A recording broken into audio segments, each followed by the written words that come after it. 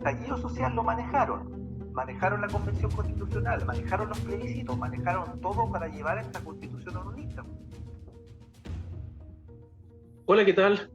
Buenas noches, sean todos bienvenidos. Estamos comenzando un nuevo programa de Open Bar desde la ciudad de Iquique.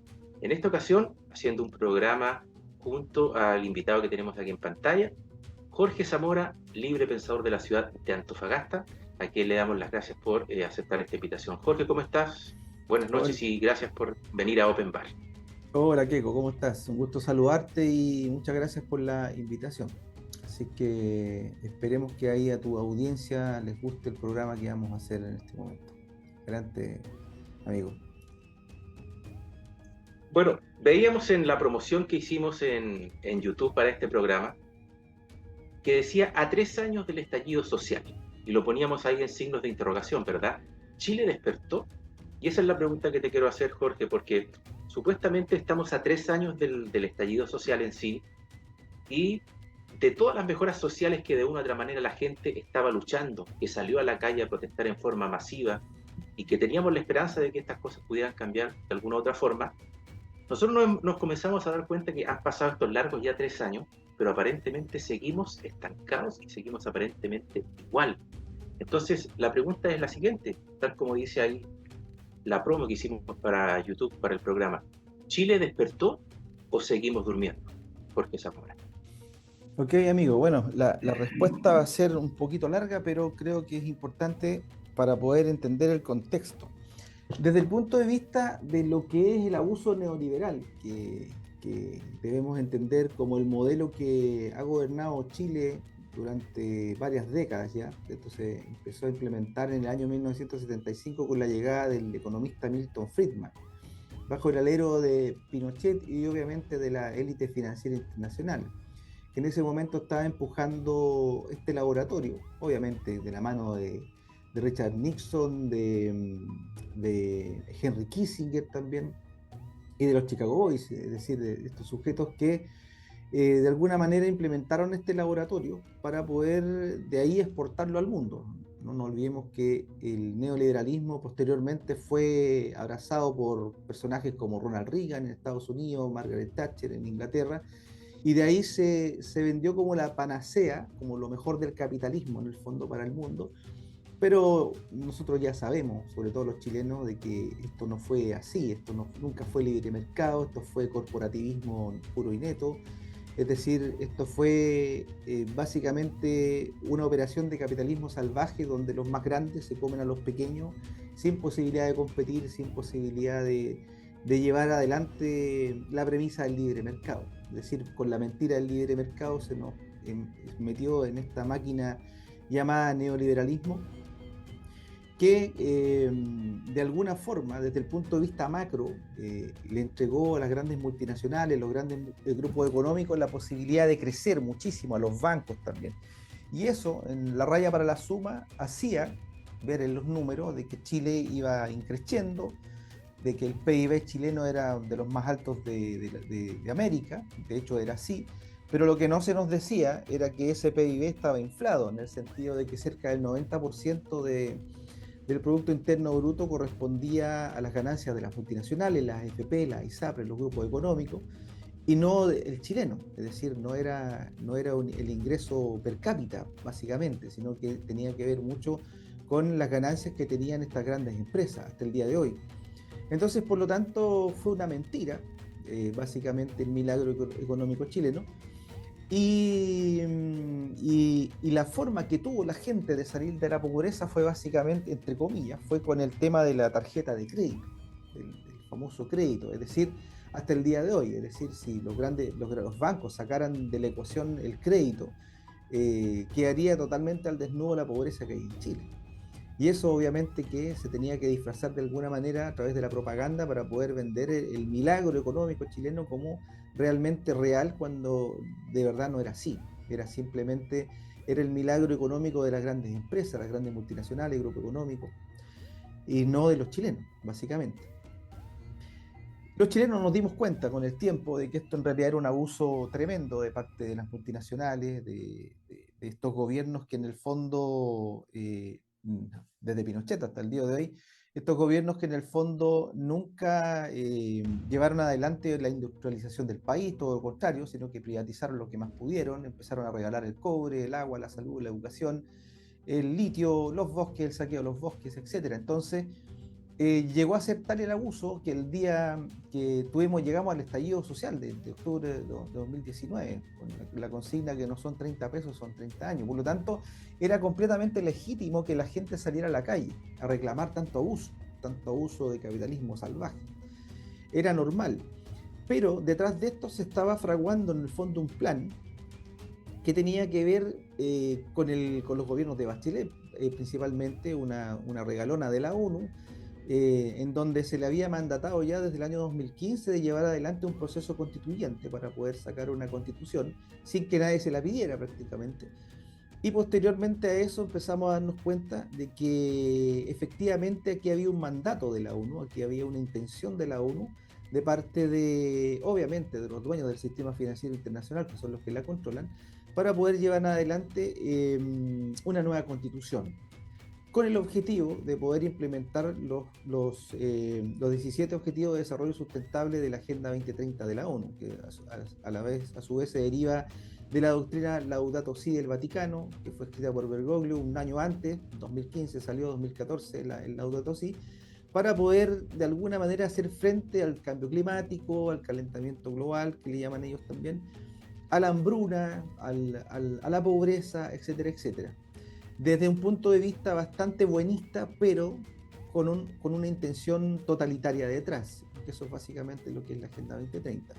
Y para poder implementar la Agenda 2030 en Chile se necesitaba tener un marco, y el mejor marco que puede usarse para implementarlo es a través de la Constitución. Entonces, por lo tanto, todo esto, que desde el punto de vista humano era completamente legítimo reaccionar a tanto abuso neoliberal durante tantas décadas, en el fondo fue utilizado este sentimiento para poder armar una constitución que entregara el marco para poder entregar en el fondo los designios de los 17 Objetivos de Desarrollo Sustentable, es decir, para poder implementar la Agenda 2030.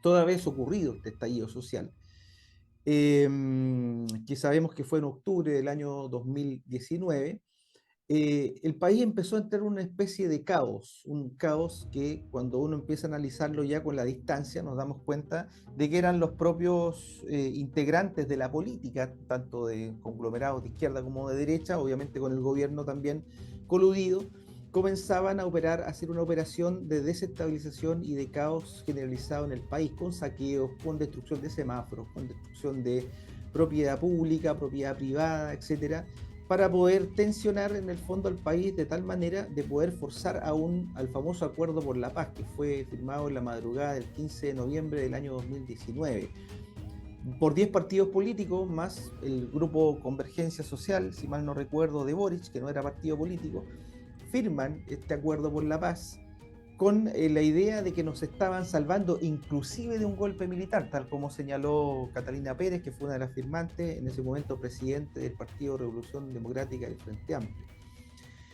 Y obviamente justificando de alguna forma el hecho de que si no firmábamos el Acuerdo por la Paz, los militares se podrían haber levantado. Es decir, fue parte también del engaño de hacernos creer que poco menos que nos salvaron de un golpe militar, cuando en el fondo estaban todos coludidos acá. Bueno, a partir de ese famoso Acuerdo por la Paz, se llega a la idea de que Chile lo que necesita en el fondo para parar todo esto era una nueva constitución, es decir, se infiltra finalmente el mandato de la ONU para poder llegar a una constitución con esta excusa. Ahora, una cosa importante y que a mí me tocó presenciar desde el punto de vista de una conversación de una persona que es parte de una, obviamente no puedo dar nombres, es parte de una junta vecinal acá en el norte, que me comentaba de que en sus manos tenía una especie de catálogo, no catálogo, sino como una especie de lista que se le entregaba a los delincuentes para romper cosas durante el estallido social. Es decir, por poner un ejemplo, un semáforo, si rompía un semáforo se le pagaban 200.000 pesos, si rompía una banca 100.000 pesos y así sucesivamente. Es decir, el gobierno delincuente, coludido obviamente con la falsa oposición, ofrecían un trabajo al lumpen para llevar adelante el caos, para romper, en el fondo, hacer saqueos, romper luminarias, qué sé yo, semáforos y todo, para poder, en el fondo, llevar al país al caos y empujar, en el fondo, al famoso acuerdo por la paz. Por lo tanto, todo esto fue orquestado. De hecho, cuando estábamos en pleno estallido social, de pronto 19 estaciones de metro son quemadas simultáneamente, con carabineros custodiándolas. Ojo, Carabineros estaba custodiando las estaciones de metro, más la quema de la escalera de seguridad de la empresa Enel del primo de Piñera. Es decir, ¿qué posibilidad hay que ciudadanos espontáneamente puedan quemar, o delincuentes, si lo queremos ver así, puedan quemar 19 estaciones de metro más la de empresa Enel simultáneamente, sin que ninguna de las más de 300 cámaras funcionara? ¿Qué posibilidad? Ninguna, absolutamente ninguna. Por lo tanto, eso fue un trabajo interno del propio gobierno, obviamente mandatando un comando probablemente de carabineros, agentes del Estado, no sabemos realmente quiénes fueron, pero claramente fue una operación del propio gobierno para después Piñera utilizar esa información, ese desastre, ese atentado terrorista para decir que estábamos en guerra y que el enemigo era poderoso. Y con eso de alguna forma se desvirtuó comunicacionalmente el hecho de que la gente estaba saliendo espontáneamente. Entonces, por lo tanto, en la calle ya el ciudadano dejó de salir y lo que quedó fue este lumpen contratado para generar la sensación de caos. Y con esa sensación de caos se justifica finalmente el Acuerdo por la Paz, que fue escrito en el 15 de noviembre del 2019, entre gallo y medianoche, donde no había un solo ciudadano allí firmando, es decir, eran los mismos políticos, es decir, los mismos que la gente pedía que se fueran en el estallido social, exactamente los mismos sujetos fueron los que firmaron el Acuerdo por la Paz. Una consulta. En ese Acuerdo por la Paz que se firma esa noche y que salían todos dándose abrazos, como que nos habían salvado, justamente como dices tú, lo que la gente pedía era que se fueran los políticos y al final dieron vuelta el sartén por el mango, hicieron este Acuerdo por la Paz. ¿Y qué establecía precisamente esta ley, la 21.200, que dejaron amarrada y con ese Acuerdo por la Paz en términos generales? Ya, mira, el día 23 de diciembre de 2019 se promulga por Piñera, ojo, Piñera detrás de esto, la famosa ley 21.200 de carácter constitucional, que modifica de alguna manera el tema de la eleccionaria. Y esta fue publicada al día siguiente, es decir, el día 24 de diciembre de 2019, es decir, 24 de diciembre, víspera de Navidad, cuando estamos todos preocupados por cualquier cosa, estos bandidos, ojo, siempre hacen eso, estos bandidos, cada vez que necesitan hacer algo para engañarnos, ellos van al 31 de diciembre, el 24, víspera, porque saben que, o bien fiestas patrias, saben que la gente está en otra. Bueno, ¿qué es la ley 21.200 básicamente? Es un marco que entrega el poder constituido, ¿cierto? Un mandato que entrega el poder constituido, para que lo entendamos, el poder ejecutivo, el judicial, las fuerzas armadas, el legislativo, básicamente. Y para poder entregar un marco, para poder llevar una convención constitucional. Ahí había un plebiscito, obviamente, donde se ofrecían dos opciones, o que lo hacía el Congreso, literalmente, o bien una especie de convención mixta, ¿cierto? Mitad y mitad. Obviamente nadie quería el Congreso, ¿cierto? Y lo que terminó ganando, entre comillas, fue lo otro.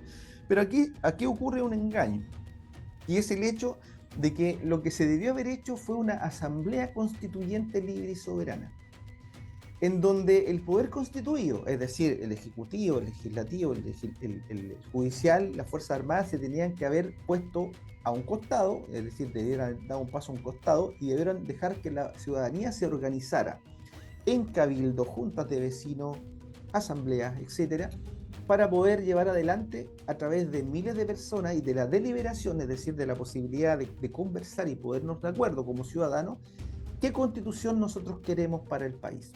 Y eso fue secuestrado en la ley 21.200. Es decir, de momento que el poder constituido a través de Piñera, el poder ejecutivo, se hace la ley 21.200, inmediatamente la intención del pueblo de Chile de llevar adelante una asamblea constituyente es cercenada, es decir, se abortó completamente. Y empezaron una lucha comunicacional para hacer creer a la gente de que eso era una asamblea constituyente cuando no lo era. Llegaba a ser tal el asunto que cuando uno preguntaba por ley de transparencia al propio servicio electoral, al CERVEL, si esta convención constitucional era una asamblea constituyente, los abogados decían que sí. Es decir, mentían descaradamente a la ciudadanía para convencerla de que es una asamblea constituyente y nunca fue así.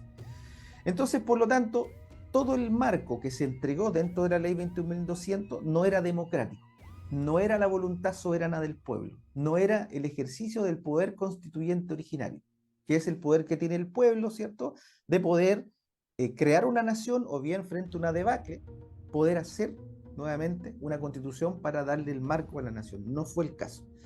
Y lamentablemente todo partió viciado, porque esto es importante señalarlo, porque durante el segundo mandato de Michelle Bachelet, y esto es relevante, se llevó adelante una comisión que era la Comisión Engel, a propósito de que se había descubierto que los partidos políticos, desde la izquierda hasta la derecha, habían estado recibiendo financiamiento por debajo de la mesa, es decir, estaban siendo sobornados por grupos económicos, básicamente.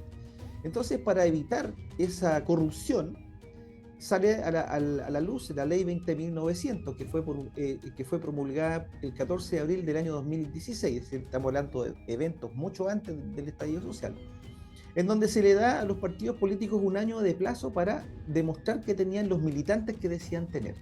Es decir, se decía, esta era una ley de saneamiento de la política, era una ley de reforzamiento de la democracia, de anticorrupción, esa era la ley 20.900, y los partidos políticos ahora ya no podían recibir dinero de privados, sino que solamente el Estado, mediante una torta de unos 7.000 millones de pesos, a repartir, dependiendo de la representatividad, a todos los partidos que estuvieran en regla, es decir, con los militantes, los 18.000 militantes en regla.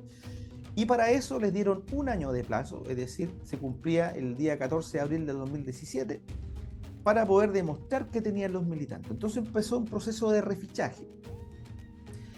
Y faltando unos meses, 2 meses, no más que eso, los partidos políticos se dieron cuenta que los militantes no se refichaban. No se querían refichar. Y eso era un reflejo, en el fondo, que venía de hace bastante tiempo con respecto al tema de los partidos políticos. La gente odia a los partidos políticos, no los quiere. Y eso se reflejó, es decir, nadie se quería refichar. La ley 20.900 era muy clara respecto de la fórmula para reficharse el militante. Es decir, si tú, Keiko, por ejemplo, pertenecías a un partido y hace mucho tiempo tú no manifestabas nada del partido, y para tú reficharte tenías que hacerlo con notario público o bien mediante tu clave única.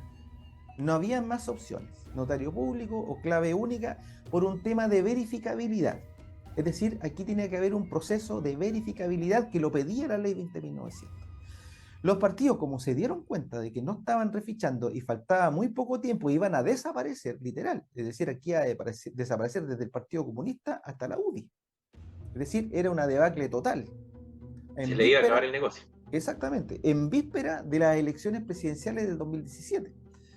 Entonces, ¿qué hicieron los partidos políticos? Se reunieron a puertas cerradas con el CERVEL, que les entregó la posibilidad, a través de su propio sitio web, de enviar fotocopias de carné para refichar a los militantes. ¿Y qué hicieron los partidos? Empezaron una campaña en menos de un mes a tomar fotocopias de personas que no eran ni siquiera del partido, que no tenían nada que ver, a mandar al CERVEL. ¿Qué hacía el CERVEL? Recibía la fotocopia vía mail, vía la página web, en el fondo, del CERVEL, y enviaban una carta certificada a la persona, a la dirección, para que se autorrefichara. Es decir, la verificabilidad se fue a las pailas, como decimos en Chile. Es decir, esto era, y emulando a Javier Calzada, que fue el que siempre ha llevado adelante esta lucha de los refichajes legítimos, es como mandar a la revisión técnica la foto de tu auto para que te vean si los gases están bien o no. Así de absurdo. Es decir, la verificabilidad se perdió completamente. Y con esa trampa, los partidos políticos pudieron acceder a seguir existiendo, básicamente, y poder acceder a esos 7.000 millones de pesos, que es la punta del iceberg del saqueo de Chile. Ojo, se suena muy grande la cifra, pero los partidos políticos son los que administran el saqueo del cobre, del litio, del mar, la educación, la salud, los bosques, todo. Por lo tanto, los partidos políticos era muy importante que siguieran existiendo. Y el CERVEL es el santo patrono de la corrupción de los partidos políticos. Es decir, es el portón de los partidos políticos. Es decir, si tú, por ejemplo, Keiko o yo dijéramos, ya, vamos a hacer un partido político para acabar con la corrupción, si el CERVEL nos revisa y se dan cuenta de que nosotros no vamos a jugar con sus reglas, no nos dejan conformarnos en partido, pero ni a regañón, ni aunque esté todo en regla, porque ellos van a decir que los 100 fundadores que nosotros pusimos, hay 5 que son de partido. Y lo vamos a volver a hacer, no, es que ahora hay 2 de partido. Y lo vamos a volver a hacer, no, hay 3 de partido. Y así eternamente hasta que nos aburramos. Por lo tanto, el CERVEL es el protector de la corrupción en Chile, del saqueo de Chile. Por eso que fue tan importante finalmente, en esta pasada elección, que permitieran que ganara el rechazo. Porque ya sabíamos que venía un fraude. Y con esto validaron al CERVEL. Jorge, con respecto a lo que estábamos señalando, en estricto rigor, entonces, mucha gente se debe preguntar, y también creo que les queda esa inquietud, ¿no? En este caso puntual, ¿no era necesario para hacer todas las mejoras estructurales, sociales que se requerían? Entonces no es necesario cambiar una constitución, tienen que cambiar leyes, ¿cierto? Y al parecer esto nos metieron también el dedo en la boca con eso, porque no se ponen de acuerdo, o sea, para subirse los sueldos inmediatamente, pero para aplicar ciertas leyes, reestructurarlas, creo que pasaría por ahí, en vez de estar metiéndonos la cuchufleta de cambiar una constitución. ¿No es así? Sí, absolutamente. De hecho, si nosotros analizamos el saqueo, el engaño, el abuso, sobre todo los chilenos, decreto ley 3500, ley de FP, es decir, con una ley nos engañan con las pensiones. Habría que derogar leyes nomás, ¿cierto? Exacto, código de agua, el robo del agua, leyes de concesiones mineras, saqueo del cobre, el litio, el oro, la plata, etcétera. Por lo tanto, todo se opera, todo el saqueo en Chile se opera con leyes, todo el engaño se opera con leyes. Y por lo tanto, si realmente esta clase política hubiese escuchado a la gente durante el estallido social, cuando estaba en manos de los ciudadanos, estamos hablando de la primera semana probablemente, porque después todo eso quedó en manos de delincuentes, ellos habrían dicho, ya, está bien, ok, vamos a derogar todas las leyes con que se saquea el país y vamos a empezar a hacer las cosas correctamente, y eso nunca ocurrió. Y ahí nos dimos cuenta. Me acuerdo también que incluso ellos también señalaron, cuando se vieron muy afligidos, que se iban a bajar sus millonarios sueldos, y hasta el día de hoy no ha pasado absolutamente nada tampoco. No solamente no pasó eso, crearon una tercera cámara que fue la Convención Constitucional, y creo que costó cerca de 17.000 millones de pesos. Es decir, no solamente no pasó eso, sino que colocaron a otra tercera cámara que al final no sirvió para nada. Entonces, y terminó siendo gente de los mismos partidos políticos. Exacto. Porque no eran independientes como se le hizo creer a la gente, eran mismas personas de partidos políticos que renunciaron a los partidos políticos, llegan bajo el alero de estos partidos para ingresarse ahí y alinearse a los intereses que ellos creían. Pero la señora Juanita, por ejemplo, no terminó nunca sentada haciendo la Constitución. Exacto, era un truco básicamente conceptual para hacer creer a la gente que eran candidatos independientes. Por ejemplo, Baradit, que fue parte de esa convención, se mostraba como independiente, pero iba en un cupo del Partido Socialista. Entonces, el mismo Antigua también. Exactamente. Entonces, engañaron a la gente, por todas partes engañaron a la gente. Es decir, nunca fue la ciudadanía y nunca fue la voluntad del pueblo expresada en esa convención constitucional. Eso fue básicamente una operación del poder constituido para poder amarrar ciertas cosas, como por ejemplo el tema del saqueo del cobre, que tampoco lo quisieron tocar. A lo sumo, dentro de la propuesta del apruebo venía el tema del agua, que les complicaba muchísimo a forestales y megamineras.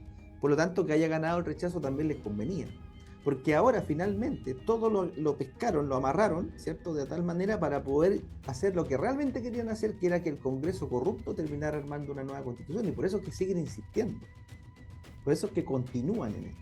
Eso te quería preguntar, Jorge. Cuando se nos lleva a este plebiscito de salida, ¿cierto? Habían dos opciones, apruebo o rechazo. Y según la Constitución, lo que señala el artículo 142, dejaba establecido que en caso de ganar la opción rechazo, íbamos a seguir con la misma Constitución y se podían hacer unos o ciertos cambios, pero de acuerdo ya a otras materias. Pero sin embargo, ellos insisten ya al día siguiente que pasó este triunfo del rechazo, el mismo presidente Boris sale hablando, diciendo que van a seguir insistiendo en seguir con una nueva constitución. Entonces, ya no están haciendo obviamente trampa nuevamente. ¿Qué pretenden con todo esto? O sea, ¿pretenden instaurar sí o sí una nueva constitución para podernos saquear a través de la ONU, porque también hay que recordar que la señora Elisa Loncón, ¿no? Ella también firmó un decreto. Yo vi unos acuerdos que firmaron directamente donde la ONU asesoraba para prestar apoyo para hacer una constitución. Entonces uno dice, ¿qué tiene que ver la ONU metida haciendo una constitución en Chile? Exactamente. Bueno, no olvidemos que Boric, el mismo día que gana el rechazo, dice que se va a seguir con el proceso constitucional, es decir, realmente les dio exactamente lo mismo el resultado. Les dio exactamente lo mismo, escudándose en que el mandato de Chile había sido mayoritariamente una nueva constitución, cuando no era así, porque el porcentaje que él hablaba del 68% era de un padrón electoral bastante más reducido de lo que fue finalmente el rechazo, porque no olvidemos que a la gente para ir a votar en la última se le obligó a ir, el otro fue voluntario. Claro, fue obligación, claro. Por eso subió Exactamente. el padrón electoral. Exactamente, y por eso también fue en gran medida el rechazo, porque la gente en realidad como decimos nosotros, no está ni ahí en el fondo con la jugarreta de los partidos políticos, porque todo eso es de ellos. La señora Elisa Loncón, la presidenta de la convención, que precisamente ella salió firmando unos acuerdos con la ONU donde establecía que ellos no iban a prestar apoyo logístico para poder hacer una constitución. Entonces uno piensa y dice, ¿por qué la ONU está tan interesada en nosotros? Esto ya pasa a ser, no es una conspiración, porque incluso uno puede revisar en internet y está la página de la Agenda 2030 para Chile. ¿Podríamos contextualizar eso un poquito para que la Sí, gente entienda de qué se trata todo esto? sí, ¿Cuál es el bueno, interés, el afán de la ONU de meterse en nuestro país y específicamente en una constitución? bueno, aquí lo que está detrás de la ONU, si nosotros empezamos a sacarle las capas a la cebolla, nos damos cuenta que la ONU está controlada por el poder financiero internacional, es decir, ¿quién financia la ONU principalmente? Se supone que hay cuotas que dan los estados, pero tal y como pasa con la OMS, por ejemplo, nos encontramos que finalmente hay grandes grupos económicos detrás. Y sobre todo en la ONU, grupos que tienen que ver con el mundo armamentístico, es decir, uno de los negocios más lucrativos del mundo. De hecho, los 5 países garantes de la paz en el mundo, que suelen ser China, Alemania, Inglaterra, Estados Unidos y la Federación Rusa, en sus fronteras albergan a los más grandes fabricantes de armas del mundo y al mismo tiempo son garantes de la paz.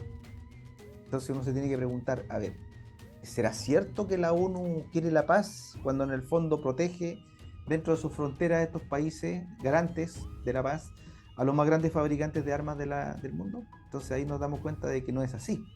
Por otro lado, estos mismos 5 países tienen derecho a veto y eso prueba que la ONU no es democrática.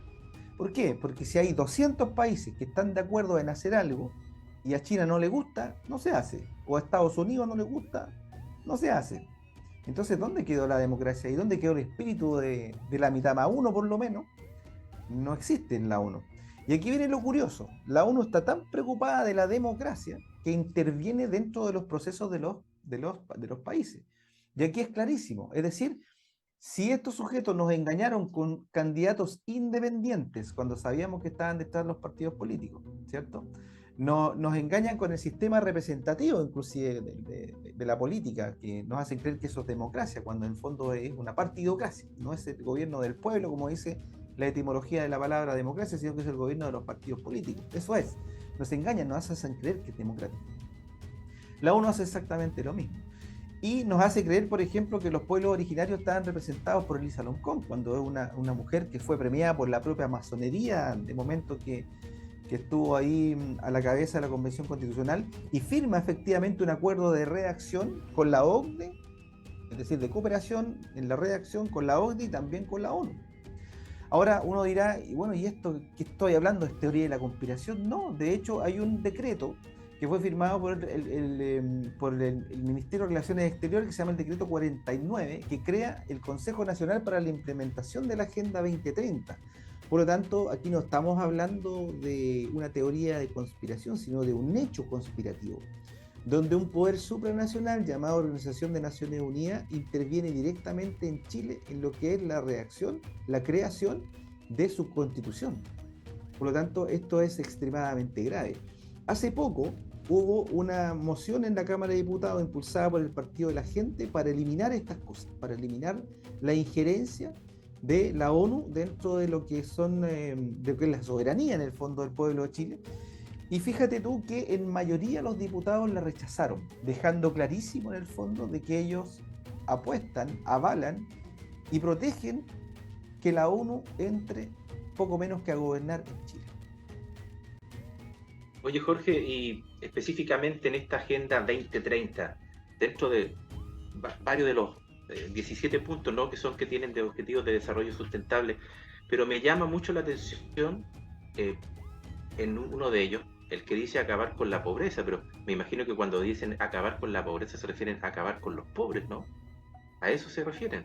Y también el tema de que uno dice, ¿hasta dónde están probando como un laboratorio? Nosotros en nuestro país, como tú bien lo explicaste en la primera parte, ¿están viendo hasta dónde somos capaces de aguantar como seres humanos? Porque claramente si llegan a establecer esta Agenda 2030, que la van a implementar sí o sí, me da la impresión, va a sufrir mucha gente y creo que van a haber muchas personas que no van a aguantar, seguramente, porque nos van a tratar de imponer un sistema como para ser como los chinos, ¿no? Para estar absolutamente controlados. Y el papá Estado va a decidir qué es lo que tienes que hacer y qué es lo que no. Exactamente. Bueno, es una tecnocracia totalitaria de carácter supercapitalista comunista, lo que pretenden implementar.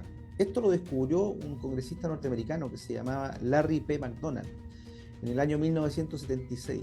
Él empezó a hablar de que en Estados Unidos ya se estaba empezando a fraguar una conspiración en donde estaban los Rockefeller metidos y que querían meter comunismo y supercapitalismo todo en una misma tienda. Yo cuando escuché eso hace muchos años atrás, yo dije, este tipo está loco, ¿cómo se le ocurre si el comunismo y el capitalismo son diametralmente opuestos? Con el tiempo me di cuenta que eran lo mismo, son dos lados de una misma cosa, los dos lados de una misma moneda. Y finalmente le encontré el sentido. ¿Y cuál es el sentido que hay detrás de esto? A los súper ricos les gusta el comunismo porque a través de un Estado totalitario, controlando solamente un partido político, ellos controlan todos los aspectos de la vida de una sociedad. La cultura, la sociedad, la economía, todo. La educación, todo, la salud, todo, como hay en China hoy día, como está en China. Los chinos hoy día son los primeros, se podría decir que son los primeros esclavos del nuevo sistema tecnocrático o de este nuevo desorden mundial, si lo queremos ver así. Y se pretende implementar en todo el mundo.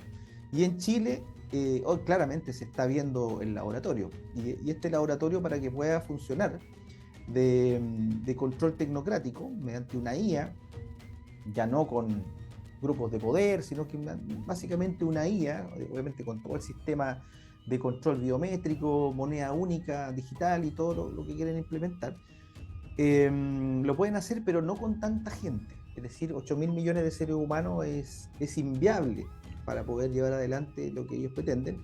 Por lo tanto, en este momento ellos están en una carrera de aquí al 2030 de despoblación, y la Agenda 2030 es básicamente su carta ganta, por decirlo de alguna forma.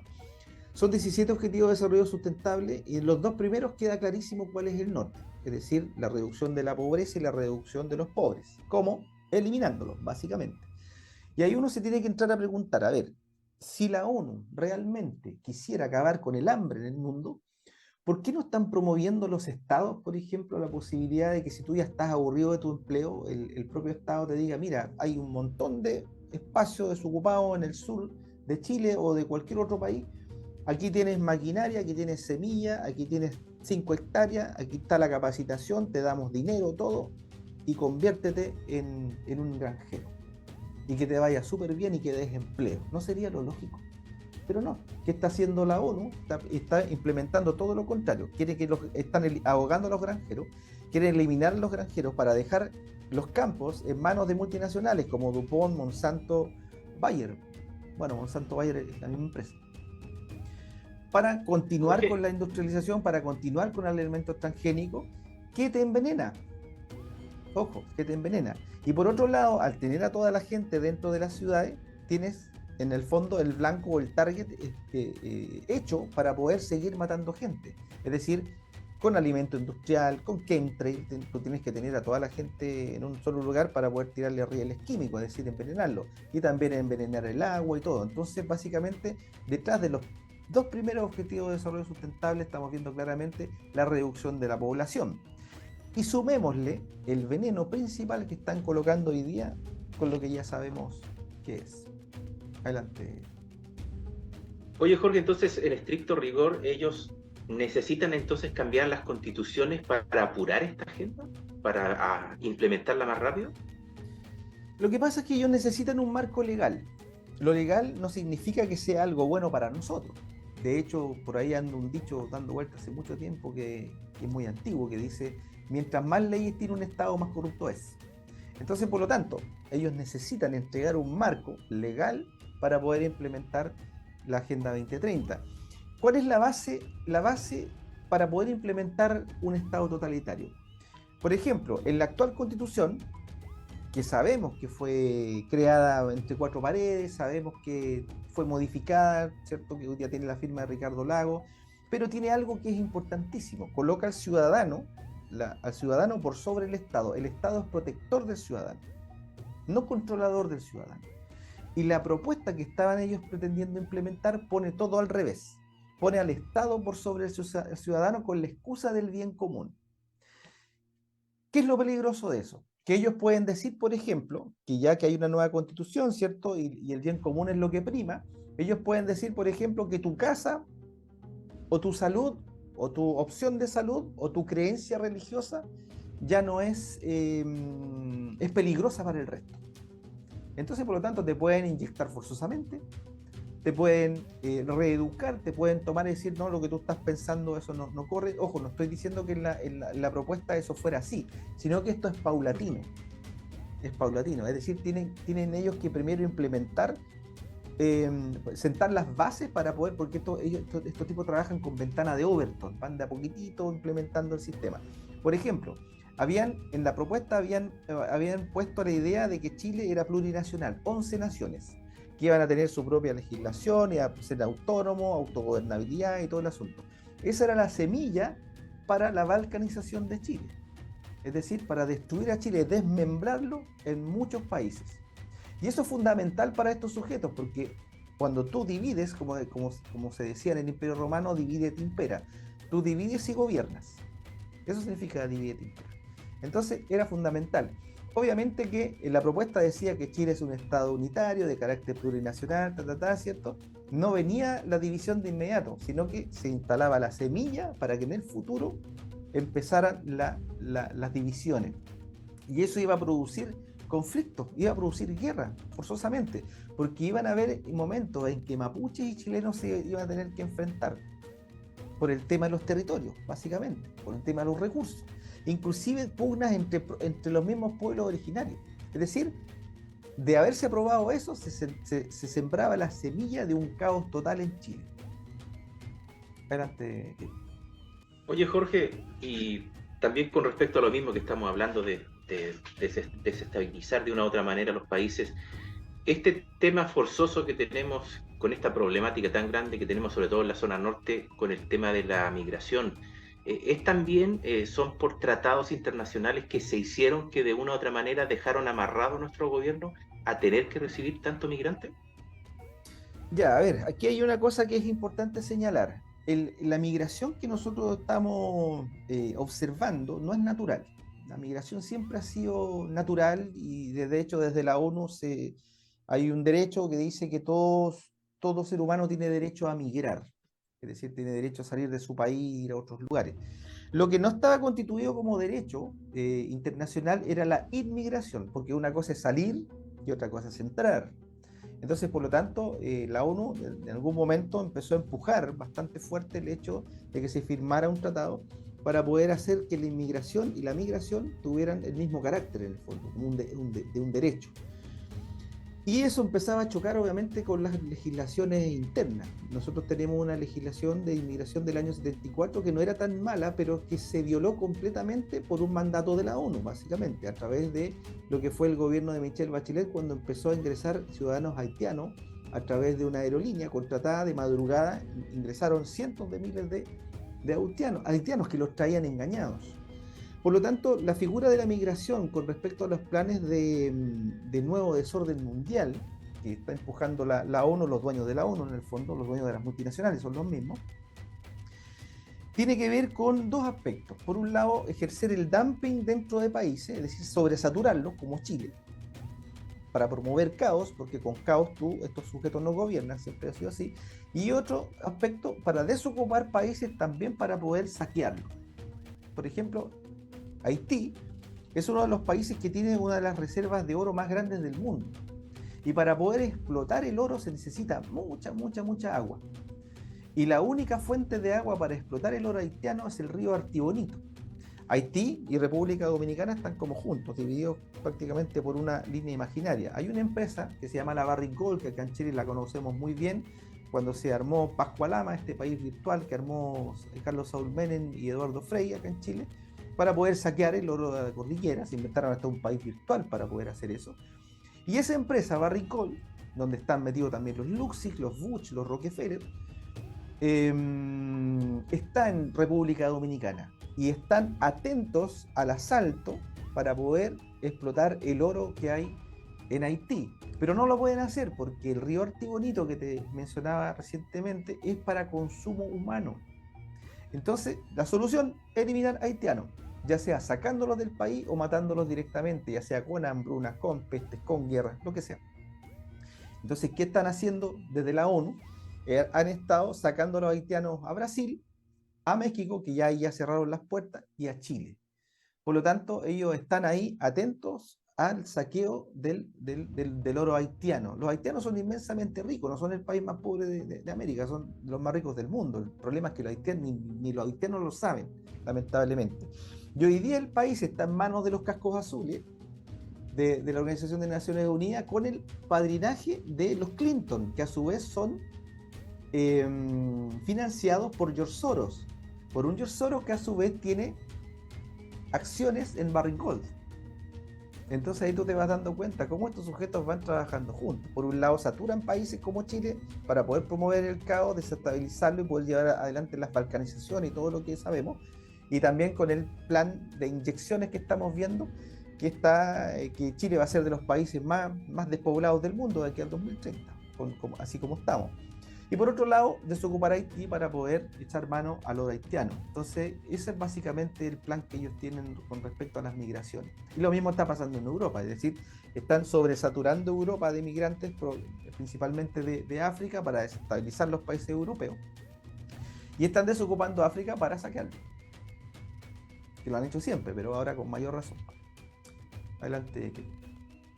Oye, Jorge, entonces uno viendo actualmente el escenario político que se ve en toda Latinoamérica, no es coincidencia que todos los países latinoamericanos se hayan alineado y tengan gobiernos de izquierda, ¿no? Esto no es casual.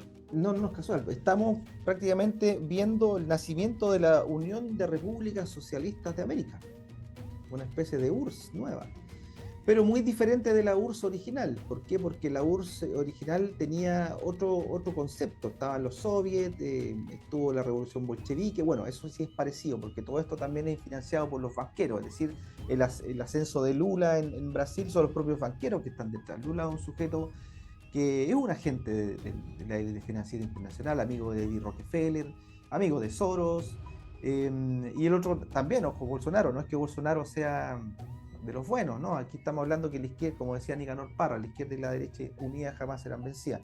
Por lo tanto, la razón del por qué se está promoviendo el socialismo, entre comillas, porque eso no es verdadero socialismo, es supercapitalismo disfrazado de socialismo, eso es finalmente. ¿Por qué se está implementando? Porque las raíces idealistas, sobre todo de los jóvenes, suelen ir hacia la izquierda. Entonces, si tú quieres implementar políticas de control totalitarias, no lo puedes hacer desde la derecha, porque sabemos que la derecha es corrupta, es vendepacha, le gustan las dictaduras.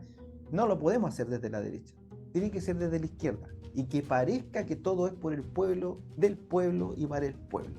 Y después vamos a ver las traiciones, después los brasileños van a ver la traición de Lula, tal y como nosotros estamos viendo la traición de Boric.